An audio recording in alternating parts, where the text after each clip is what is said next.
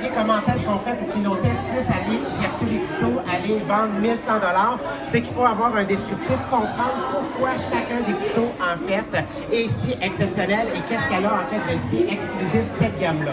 Donc, ce qu'il faut savoir sur les couteaux, c'est que ce n'est pas des couteaux professionnels commerciaux. Mon conjoint est cuisinier, OK? Lui, il trouve que c'est une excellente gamme de couteaux, mais c'est pas une gamme de couteaux que les cuisiniers professionnels vont utiliser. Ce que Tupperware fait, c'est du très haut de gamme, OK? Professionnel, résidentiel, donc vraiment pour la maison, OK? Donc c'est pour ça qu'on a toute une gamme de séries extraordinaires. Et en fait, dans le haut de la feuille, j'ai mis un descriptif des génériques, en fait, des différents couteaux. Donc, qu'est-ce qu'il faut savoir? C'est qu'en fait, nos couteaux, là, je me sens comme un meurtrier une fois de temps en temps quand je sais ça comme ça. Mais ce qu'il faut savoir, c'est que c'est des couteaux qui sont en fait en acier inoxydable forgé d'une seule pièce. Ce qui veut dire que jamais il va y avoir un lousse. Tu sais, des fois, on a l'impression qu'entre le manche, le talon et en fait la lame, il y a comme un lousse qui se crée dans certains de nos couteaux.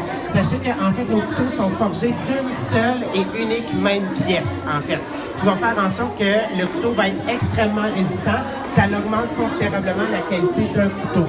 Donc, qu'est-ce qui est intéressant aussi à remarquer sur chacun des couteaux? Voyez-vous qu'il y a comme un bosselage. C'est ce qu'on appelle en fait le martelage. Donc, le martelage, qu'est-ce que ça fait? C'est que ça vient solidifier la lame, OK? De un, ça fait en sorte que ça rend un couteau encore plus professionnel. Ça le rend chic. Ça fait en sorte que la lame est extrêmement rigide. Et lorsqu'on coupe les aliments, en fait, sachez que la raison pour laquelle le martelage est en haut et non en bas, comme sur certains couteaux, c'est pour s'assurer, en fait, que ça ne colle pas. Donc, quand je viens couper, en fait, le légume ou l'aliment vient remonter sur le bord de la lame et en arrivant en haut, comme c'est pas droit, ça peut pas créer une succion. Donc, facilement, en fait, ça va venir décoller de ce côté-là. Donc, ça va pour ça. Ce qui est important de connaître dans les couteaux, en fait, il y a trois parties, OK? On a ce qu'on appelle la lame, OK? On a ce qu'on appelle le talon. Donc, cette partie-là ici, ça c'est très important à connaître. Et on a ce qu'on appelle le manche qui s'appelle aussi la soie. OK? Donc, c'est les trois parties importantes à connaître d'un couteau. Là, je vais resserrer ça pour pas crever l'œil à quelqu'un.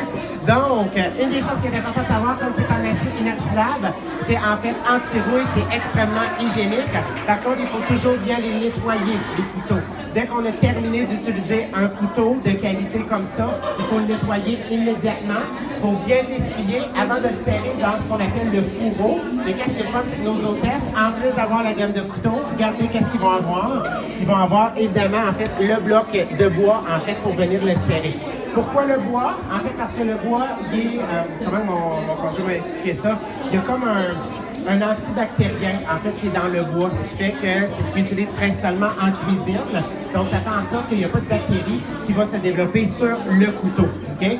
Tous les couteaux, à l'exception de deux seuls, à l'exception, en fait, de mon couteau à tomate et de mon couteau à pain, vont s'aiguiser avec un aiguisoir à couteau normal. Par contre, ces deux-là doivent être faits par des professionnels. Donc, c'est différent de notre gamme de couteaux qu'on a, en fait, notre série universelle, le couteau à pain et le couteau à tomate, qui, eux, peuvent s'aiguiser dans un aiguisoir normal, pas ceux-là ici de la série pure. OK?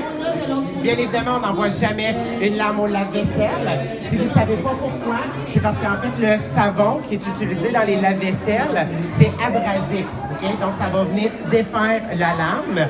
Et ensuite, on coupe toujours sur une planche de bois ou une planche de plastique. Et ils sont couverts par la garantie à vie dans une utilisation normale du produit. Okay? Donc, ça, c'est les caractéristiques. C'est les caractéristiques de base à connaître des couteaux. Ensuite, pourquoi autant de couteaux? C'est parce que chacun, en fait, a une utilité différente et ce qu'on va voir, c'est ce qu'on va passer en revue. Donc, le premier couteau de la série qu'on a, c'est notre plus petit couteau. C'est le couteau, en fait, qu'on appelle le couteau à peler, qui a une courbe à l'intérieur, OK? Pourquoi la courbe? En fait, c'est l'effet que la courbe du couteau va venir faciliter, en fait, l'épluchage des aliments ronds. Donc, moi, ce que j'ai fait, c'est principalement la pomme de terre. Comme, en fait, le couteau est rond, la pomme de terre est ronde, elle va vraiment venir bien épouser, en fait, le contour de l'aliment. Ça va faire en sorte que ça va retirer uniquement, en fait, la pelure, puis on ne viendra pas gruger, genre, le 3/4 de la patate.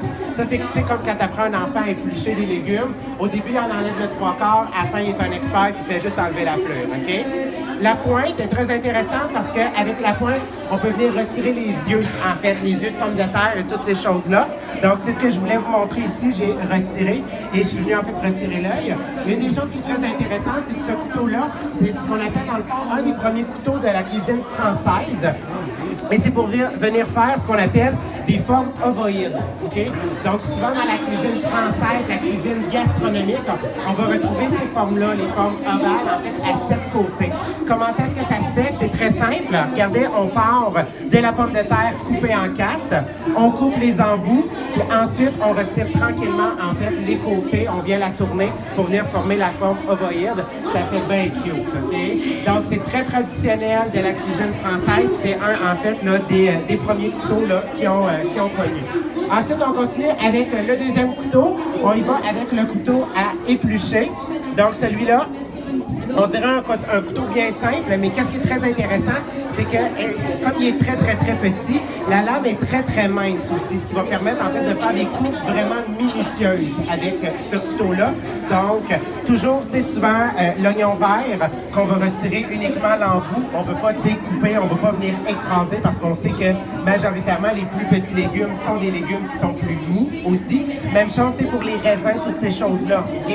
Si on a une lame qui est trop épaisse, comme on va regarder avec le couteau de fils tout à l'heure, c'est que ça vient souvent écraser, en fait, nos aliments. Donc, pour l'échalote française, c'est très intéressant parce que c'est beaucoup plus petit, en fait, qu'un oignon normal.